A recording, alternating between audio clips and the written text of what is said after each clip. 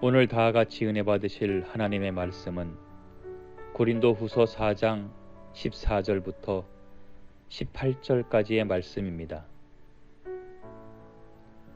주 예수를 다시 살리시니가 예수와 함께 우리도 다시 살리사 너희와 함께 그 앞에 서게 하실 줄을 아노니 모든 것을 너희를 위하여 하는 것은 은혜가 많은 사람의 감사함으로 말미암아 더하여 넘쳐서 하나님께 영광을 돌리게 하려 함이라. 그러므로 우리가 낙심하지 아니하노니 겉사람은 후패하나 우리의 속은 날로 새롭도다. 우리의 잠시 받는 환난에 경한 것이 지극히 크고 영원한 영광에 중한 것을 우리에게 이루게 함이니 우리의 돌아보는 것은 보이는 것이 아니요 보이지 않는 것이니 보이는 것은 잠깐이요 보이지 않는 것은 영원함이니라. 아멘. 자, 우리는 흔히 사람들을 볼 때 무엇을 먼저 봅니까? 외모를 보지요. 참 잘생겼다, 이쁘다, 옷을 참 잘 입었다, 키가 크다, 작다, 뚱뚱하다, 말랐다, 이렇게 외모를 봅니다. 그래서 사람들은 얼마나 외모에다가 신경을 많이 쓰는지 모르지. 다른 사람들이 외모를 보고 평가한다고 생각을 하니까 외모에다가 신경을 안 쓸 수가 없는 것이죠. 그래서 옷 입는 것도 신경을 쓰고 화장하는 것도 머리도 신경을 쓰고 또 몸에다가 달고 다니는 폐물 또 들고 다니는 가방, 특별히 여자들은 가방에다가 왜 그렇게 목숨을 거는지 모르겠어요. 남자들은 가방 하나 사면은 5년도 10년도 가지고 다니는데 여자들은 가방 하나 가지고 만족이 안 되는가 보지요. 또 사고 있어도 또 사고, 어떤 사람은 10개가 넘어가는 사람도 있다는 말 들었는데, 아무튼 이것도 하나의 외모인지라 또 신을 가지고 또 이거 신다가 저거 신다가 얼굴도 또 마음에 안 들어가지고 또 병원에 가서 수술을 하기도 하고 뜯어 고쳐, 자꾸 뜯어 고치고 그러다가 어떤 사람들은 또 그냥 처음만 못하게 되는 경우도 있고. 그래서 우리 사람들이 왜 이렇게 외모에다가 신경을 많이 쓰는 것인가? 그것이 전부라고 생각하기 때문에 그러는 거 아니겠습니까? 그런데 성경에서는 우리의 겉사람 말고도 속사람이 또 있다 말씀을 하고 계십니다. 속사람은 다른 말로 하면 영혼이라고도 할 수 있는데, 그러면은 우리의 겉사람과 속사람, 여기에 대해서 우리 하나님께서는 무엇이라고 말씀을 하시는 것일까요? 자, 여기에 대해서 하나님께서 성경을 통해서 우리에게 무엇이라고 말씀을 하시는지 정말 중요한 말씀을 하시는데요, 이 말씀을 들어보도록 하겠습니다. 자, 첫째로는 속사람이 더 중요하다, 이렇게 말씀을 하고 계십니다. 여기 본문 바로 앞에 7절에 보면은 우리가 이 질그릇 속에 보배를 간직하고 있다, 이렇게 말씀을 하고 있습니다. 자, 질그릇 속에 보배가 들어있다. 그러면 질그릇이 무엇이겠습니까? 흙으로 빚어 만든 우리의 육체를 두고 말씀을 하시는 것입니다. 우리 육체 하나님께서 흙으로 만들었지요. 그래서 질그릇이라 이렇게 말씀을 하고 계십니다. 그런데 이 질그릇 속에 보배가 들어있다는 것입니다. 이 보배가 무엇이냐? 여기 오늘 본문에서는 6절과 7절을 연결해 놓고 보면은 예수 그리스도의 얼굴에 있는 하나님의 영광을 아는 빛이 우리 마음에 비추었다 이렇게 말씀하고 계십니다. 그 하나님의 영광을 아는 빛, 그러니까 복음의 빛이라, 복음의 지식이라, 이런 말씀입니다. 이게 무엇이냐? 우리의 속사람을 가지고 이렇게 말씀하고 있는 것입니다. 우리의 속사람이 복음의 빛을 받는 것이지요, 복음의 지식을 아는 것입니다. 우리의 속사람이, 우리의 영혼이, 우리 속에 영이 없다면, 만약에 영혼이 없다면 복음의 빛을 받을 수가 있을까요? 하나님의 영광을 아는 지식이 우리 속에 있을 수가 있을까요? 전혀 불가능한 일입니다. 왜냐하면 영혼이 없는 짐승들을 보면은 하나님을 전혀 알지 못합니다. 진리를 깨닫지 못합니다. 무엇을 보고 알 수가 있는 거 아니? 자, 아무리 영리한 원숭이라 할지라도요, 원숭이가 참 영리합니다. 참 영리해요.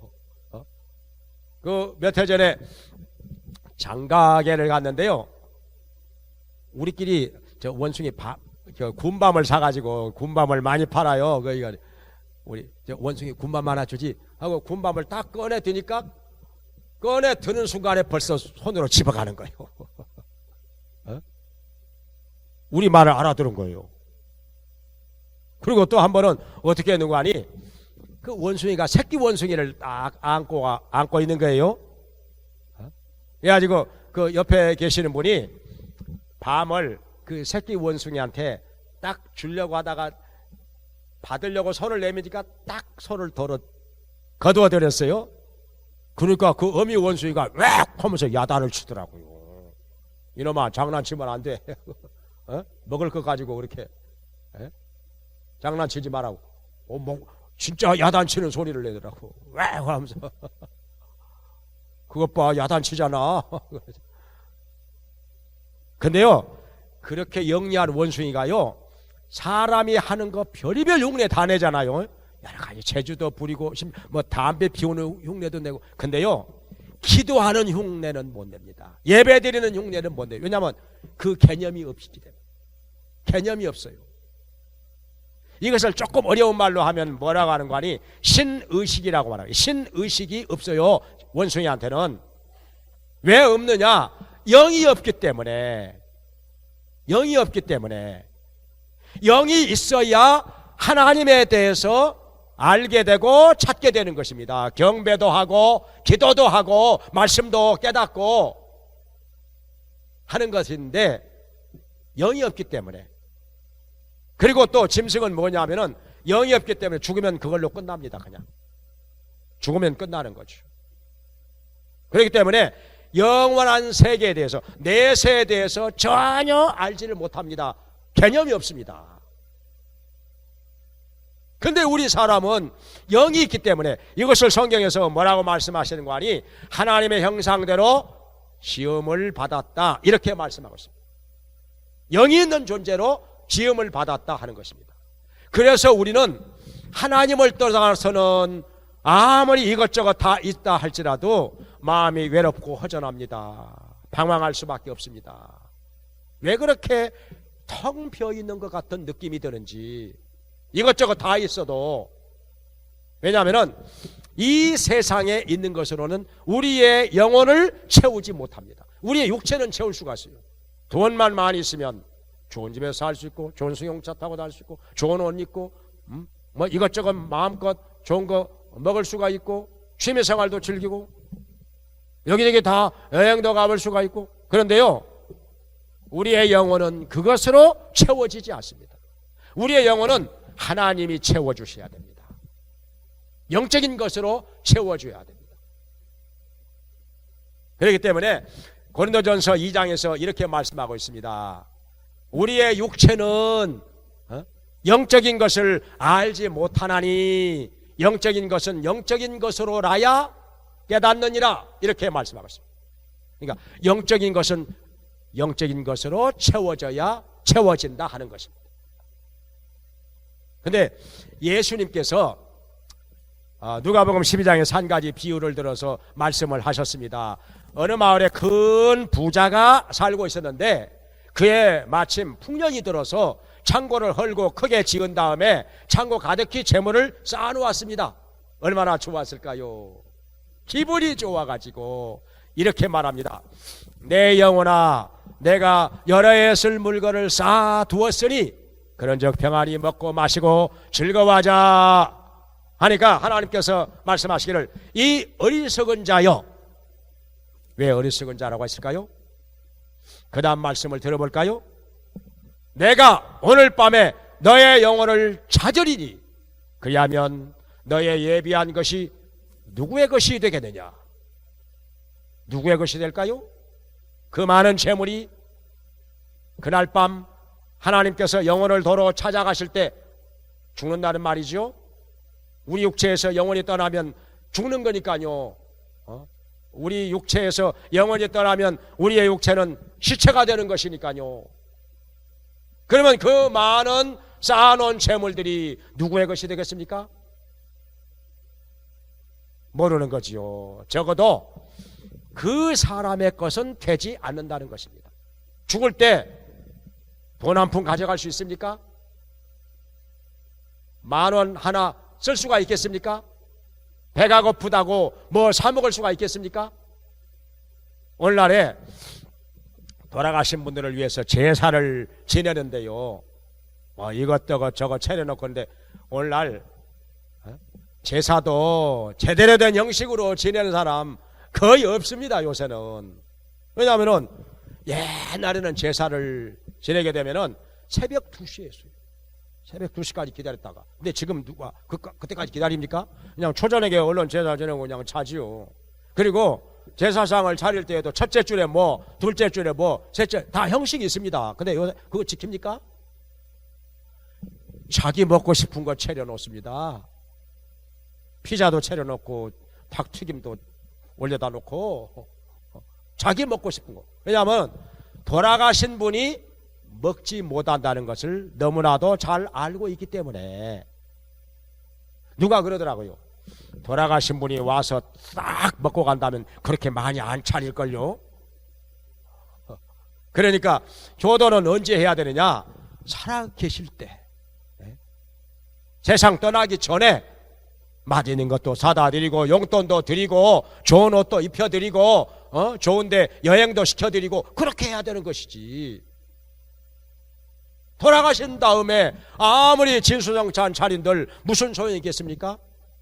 밥 한 숟갈 못 떠먹는데 다 소용없는 일입니다. 그러니까 우리 예수님 말씀하시기를 오늘 밤에 내가 너의 영혼을 도로 찾아간다면 그 많은 재물 네가 한 푼이나 더 쓸 수가 있겠느냐?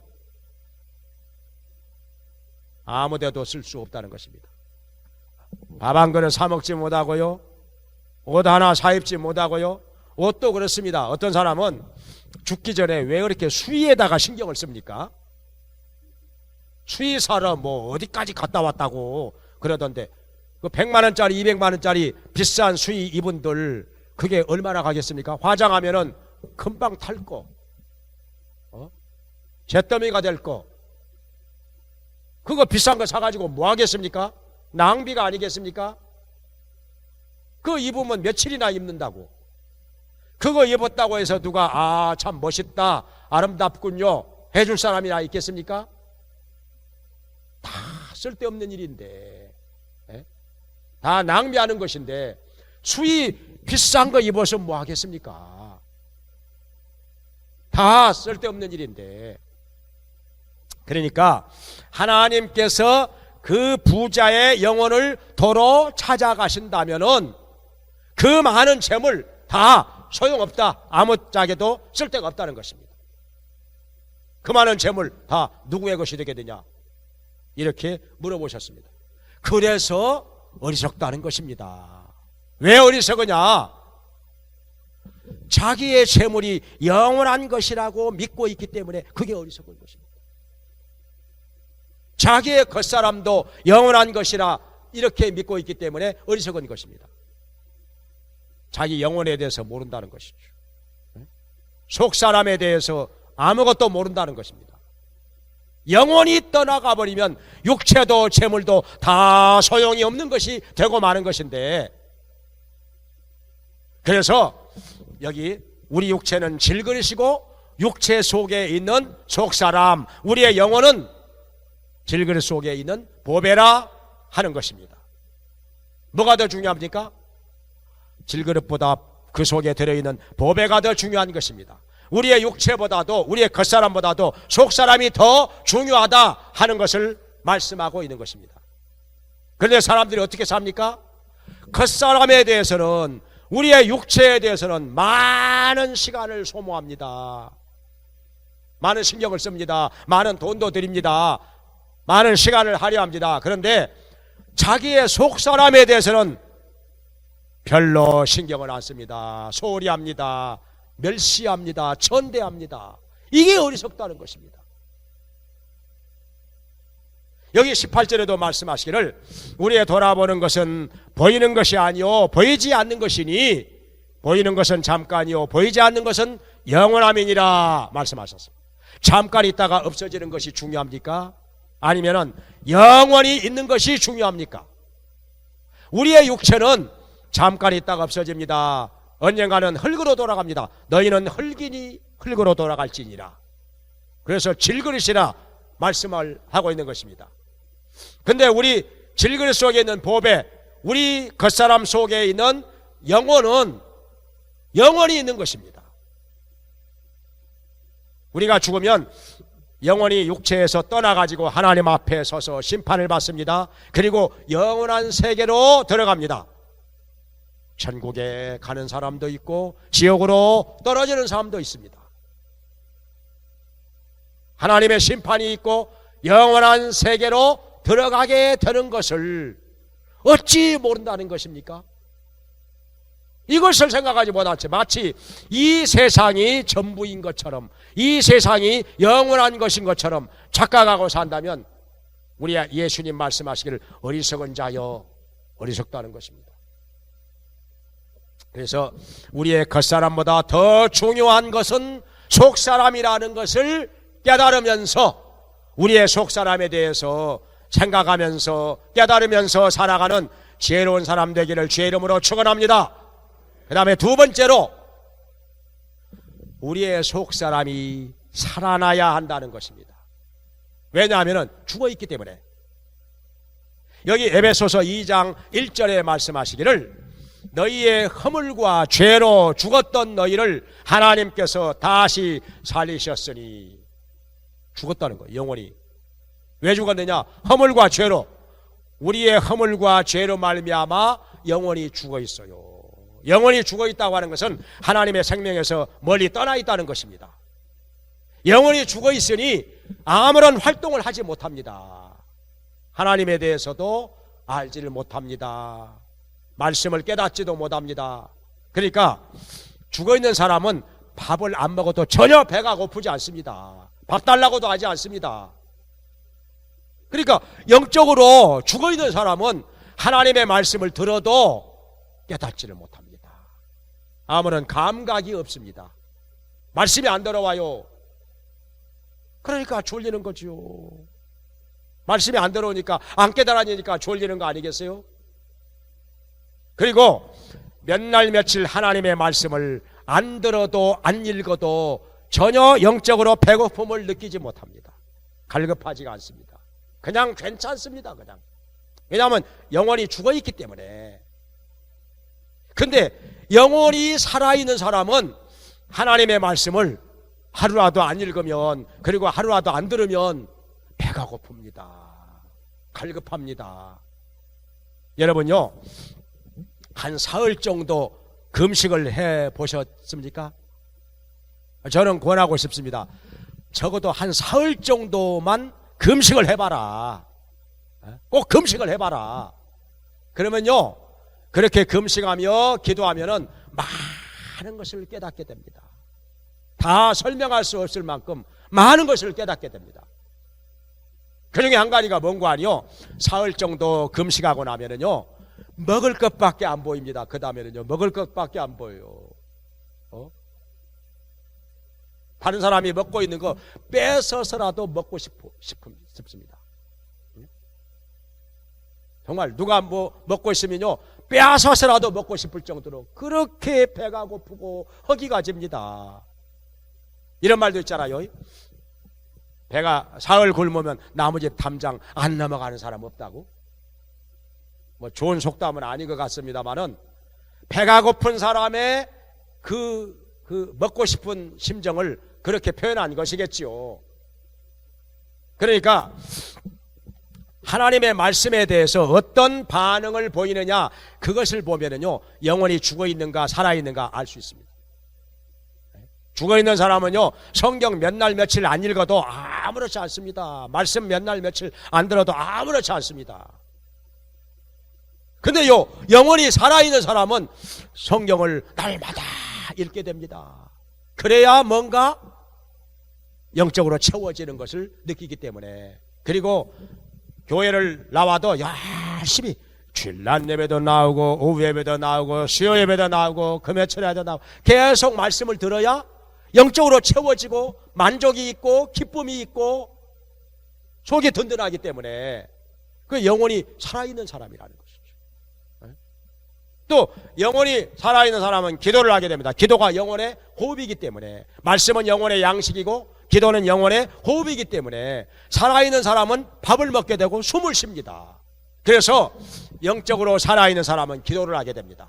기도를 안 하면 답답하죠.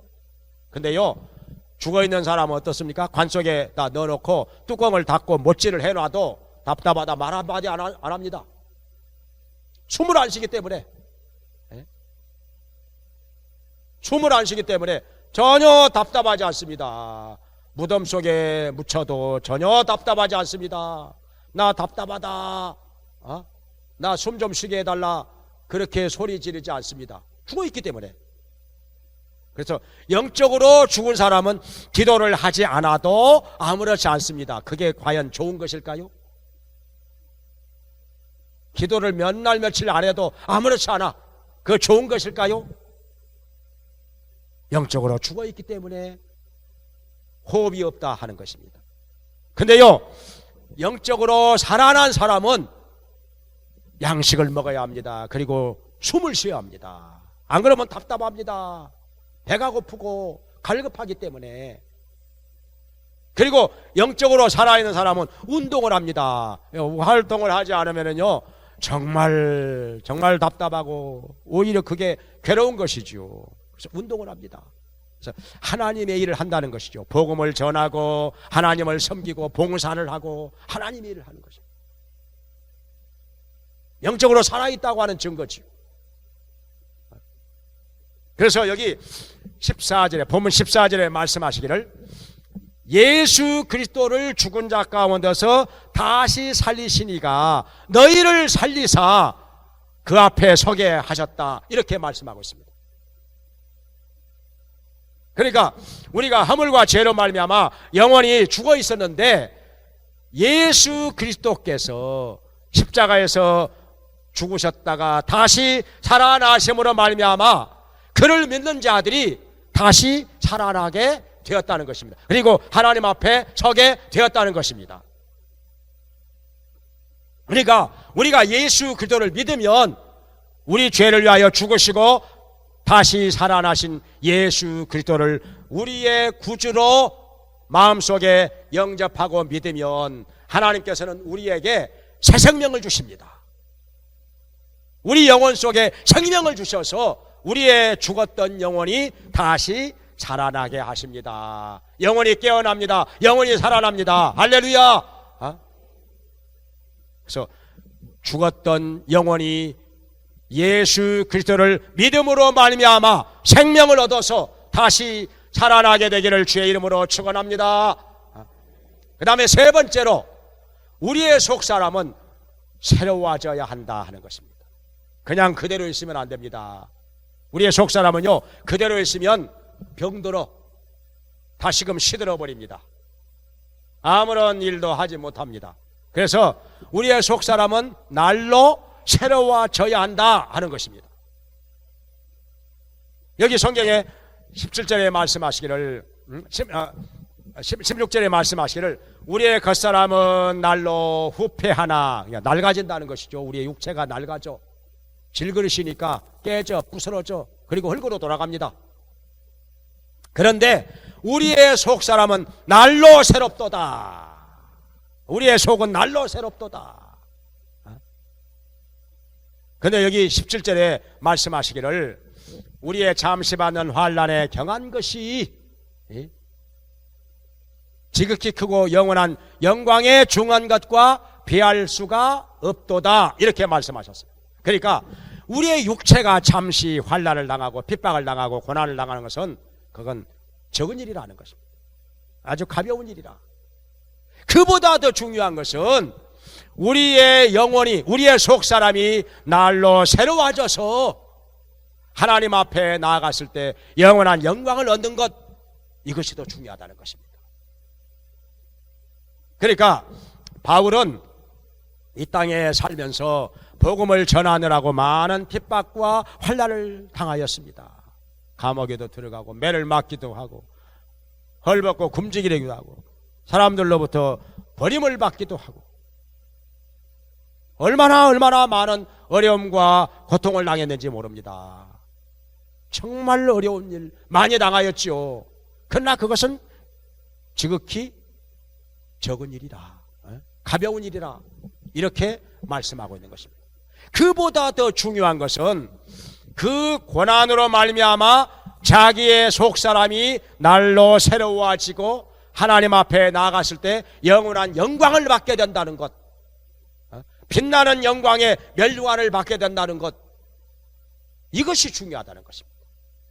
그러니까 이것을 생각하면은 오히려 즐겁다는 것입니다. 이 땅에서 복음을 전하느라고 하나님을 섬기느라고 잠시 환난과 핍박을 당하는 것이 영원한 천국의 영광을 생각하면은, 영원한 이 멸류관을 생각하면은 오히려 즐겁다는 것입니다. 오히려 기쁘다는 것입니다. 그래서 바울은요, 감옥에 들어가서도 내가 기뻐하노라, 내가 기뻐하노라, 이렇게 말씀하고 있는 거예요. 예수님께서도 말씀하셨잖아요. 잠시 사람들이 너희를 거스려서 욕하고 핍박하고 악한 말을 할 때는 너희에게 복이 나니 너희 상이 크민이라, 그러니 기뻐하고 즐거워하라, 이렇게 마태복음 5장에서 말씀하고 있습니다. 그래서 바울은 복음을 전하면서 고난이 있더라도 핍박이 있더라도 사람들로부터 버림을 받더라도 때로는 매를 맞고 감옥에 들어가더라도 늘 기뻐하며 즐거워하며 소망을 가지고 살았다 하는 것입니다. 세상이 감당하지 못하는 사람이 되었었던 것입니다. 마음에 기쁨이 있기 때문에, 마음에 늘 평강이 있기 때문에, 천국의 영원한 상을 바라보면서 살았기 때문에 바로 오늘 본문에서 이것을 말씀하고 있는 것입니다. 그래서 우리의 속사람이 살아나야 하고 그 다음에는 새로워져야 한다는 것입니다. 어떻게 새로워져야 하느냐? 여기 성경에 말씀하시기를 에베소서 3장 16절에서 그 영광의 힘을 쫓아 성령의 능력으로 우리의 속사람이 강건해지고, 이렇게 기도한다는 것입니다. 성령의 능력으로 우리의 속사람이 강건하게 해달라고 날마다 기도한다는 것입니다. 왜냐하면 속사람이 강건해져야 시험을 이길 수 있습니다. 영적 싸움에서 승리할 수가 있습니다. 그리고 힘있게 복음을 전할 수가 있고 하나님의 일을 할 수가 있습니다. 속사람이 강건해져야. 근데 속사람이 병들고 쇠약하게 되면은요, 별것 아닌 일에도 시험이 듭니다. 아무것도 아닌 것 가지고도 시험이 들고 또 마음의 상처를 받고. 전도서 12장에 보면은 쇠약해진 사람은요, 메뚜기가 그 어깨 위에 앉아도 힘이 된다. 메뚜기가 힘이 될까요? 건강한 사람은 메뚜기가 짐이 된다는 말 들으면 우습죠. 그까짓 거 메뚜기가 무슨 짐이 돼요. 근데요, 쇠약해지게 되면은 메뚜기가 어깨 위에 앉아도 무거워진다. 아이고 무거워. 주저앉습니다. 바람이 살랑살랑 불 때 다른 사람들은 시원하다 말하는데 그 사람은요 비틀비틀 하다가 쓰러집니다요. 영적으로 병들고 쇠약해지면요 살랑거리는 바람에도 쓰러져 주저앉습니다. 그럼 얼마나 안타깝습니까? 남들은 아무렇지 않은데, 남들은 잘만 사는데 영적으로 쇠약해지고 병들면 그런다는 거예요. 별거 아닌 것 가지고도 시험 들고, 별거 아닌 것 가지고도 상처받고, 걸핏하면 그냥 쓰러지고 주저앉고 못 살겠다 하고, 이러니 얼마나 힘들고 어려운 일입니까? 그래서 뭐니 해도 우리가 기도할 때 나의 속사람이 성령의 능력으로 강건하게 하여 주시옵소서 기도하시길 바랍니다. 속사람이 강건해지면요 시험이 와도 그까지가 아무것도 아닙니다. 동남풍아 불어라, 서북풍아 불어라, 가시밭에 가봐 예수의 향기 달린다. 까지 그 가시로 찔러도 오히려 향기가 더 날 뿐이지 상처 안 받습니다. 시험에 안 듭니다. 그거 가시로 찔러도 향기가 더 날 뿐이지. 오히려 시험이 오면요 거기서 영적으로 강건한 사람은요 수리를 느낍니다. 승리를 하면서 오히려 더 기뻐합니다. 수리를 느낍니다. 그리고 또 여기 성경에서 베드로전서 3장 3절 4절에서 뭐라고 말씀하시는 거 아니? 너희의 육체를 너희의 겉사람을 나은 머리로 금이나 은이나 아름다운 옷으로 단장하려고 하지 말고 그것보다 너희 마음에 숨은 속사람을 온유하고 안정한 심령에 썩지 아니할 것으로 단장하라 이렇게 말씀하셨습니다. 그러니까 우리가 단장을 하는데 많은 사람들이 그렇습니다. 자기 육체를 단장하는데 시간 많이 사용합니다. 화장하는데요 20분도 걸리고 30분도 걸립니다. 머리 하는데도 시간 많이 걸립니다요. 옷도 이거 입어봤다가 저거 입어봤다가 또 옷 사러 다니고 시간 많이 걸립니다. 돈도 많이 들어갑니다. 그리고 금으로 은으로 만든 이런 것들을 목에다가도 차고 귀에다가도 차고 막 여기저기 손가락에다도 끼고 그렇게 달고 다닙니다. 그러면서 자기의 속사람에 대해서는 아무것도 안 합니다.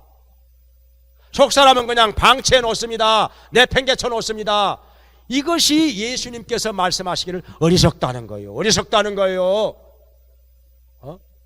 더 중요한 것이 속사람인데, 속사람은 영원한 것인데 더 중요한 것은 그냥 내버려 놓고 잠깐 있다가 없어질 우리의 겉사람에 대해서만 신경을 쓰고 돈을 쓴다는 것입니다. 그것만 단장을 하고. 그래서 겉사람 단장하지 말라 그 말씀은 아닙니다. 겉사람도 깨끗하게 하고 단장해야 됩니다. 성경에도 아담한 옷을 입으며 옷을 단장하게 입으라고 말씀하셨습니다. 그러나 속사람을 단장하는 것이 더 중요하다는 것입니다. 그래서 속사람을 아름답게 단장하기 위해서 날마다 성경을 읽고 날마다 말씀을 듣고 날마다 깨어 기도하면서 그리고 열심히 복음 전하면서 열심히 하나님을 섬기면서 열심히 하나님의 일 하면서 우리의 속사람이 강건해지고 아름답게 단장되기를 간절히 축원합니다. 왜냐하면은 왜 그것이 중요한 것이냐? 속사람이 아름답게 단장된 만큼 그것을 성경에서 성화라고 말씀하시는데요. 성화. 속사람이 성화된 만큼 하나님 앞에 나갔을 때 영광을 크게 받는다는 것입니다. 고린도전서 15장에서 말씀하시기를 우리가 마지막 날 부활해가지고 주님 앞에 서면은 영광을 받게 되는데 어떤 사람은 해와 같이, 어떤 사람은 달과 같이, 어떤 사람은 별과 같이, 또 별과 별의 영광이 서로 다르다고 말씀하고 있습니다. 그러니까 영광이 다르다는 거요. 어떤 사람은 해처럼 환히 빛나고 어떤 사람은 별처럼 살짝 빛나고, 별도 여러 종류가 있죠. 1등성부터 6등성까지. 어쩌면 어떤 사람은 반딧불같이 깜빡깜빡 하는 사람이 있을는지도 몰라요. 이 땅에 살면서 별로 할 일이 없으면, 그래서 바울은 하나님 앞에 나아갔을 때 영원한 영광을 받는다는 사실을 분명히 알고 있었기 때문에 복음을 전하기 위해서, 하나님을 섬기기 위해서 감옥에도 들어가고 매도 맞고 헐벗기도 하고 굶주리기도 하고 돌로 얻어맞기도 하고, 그러면서도 소망 중에 즐거워했다는 것입니다. 항상 기뻐할 수 있었다는 것입니다. 감옥에서도 내가 기뻐하노니 너희도 기뻐하라, 이렇게 말씀하고 있습니다. 매 맞고 감옥에 들어가서도 기도하고 찬송할 수 있었던 것입니다. 그리고 그때마다 기적이 일어났습니다. 하나님이 함께 하셨던 것입니다. 그래서 우리는 이제 나의 속사람이 중요하다는 것, 이걸 깨달아야 됩니다. 그리고 내 속사람을 한번 살펴봐야 됩니다. 겉사람만 신경 쓰지 말고, 외모만 신경 쓰지 말고, 흙으로 돌아갈 육체만 가지고 몸부림치지 말고, 그거 어차피요 세월이 지나가면 늙어갑니다. 나이가 들어가면은 우리의 겉사람 윤기가 사라집니다. 주름살이 늘어가고요, 점점 여기저기 고장이 나고 병들고 쇠약해지고, 그러다가 세상 떠납니다. 흙으로 돌아갑니다. 그러니 이 잠시 있다가 없어질 우리의 겉사람에 대해서만 마음을 쓸 것이 아니라 우리의 영원히 있을 속사람에 대해서, 속사람이 예수님을 믿어서 살아나고 깨어나고, 속사람이 기도함으로 말미암아 성령의 능력으로 강건해지고, 날마다 말씀과 기도로, 그리고 열심히 복음 전하며 하나님의 일 함으로 말미암아 아름답게 단장되고 성화되어서 우리 하나님 앞에 갔을 때 영원한 영광, 저 태양과 같이 빛나는 영광 다 얻게 되기를 주님의 이름으로 축원합니다. 기도하겠습니다.